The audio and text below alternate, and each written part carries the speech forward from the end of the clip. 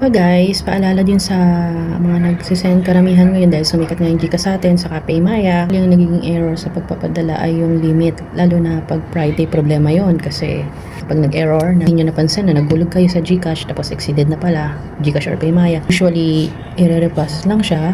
Ngayon nga mag-inform kayo na hindi nga pumasok. So dahil wala nga weekend crediting Saturday and Sunday, sa Monday na siya papasok. So yun, always make it a habit na i-check yung profile limits nyo, lalo na pag ganitong araw na to, ganito for example today is June 27, actually mga exceeded na yung mga Gcash, yun kasi nalimit nyo na yung mga na-reach nyo na yung limit na 100,000 sa mga basic lang o walang bank account na nakalink pa dun sa iba is 500,000 yung ibang may business nga ng Gcash. So yun nga guys, iwasan na lang natin yun. So alam nyo naman siguro mag-check ng profile limit sa Gcash, diba? Sa pag Gcash, open natin dyan sa pinakababa profile, then profile limit sa kaliwa, then sa pinakababa, then pag Maya naman yung 3 dots, then my profile account limits.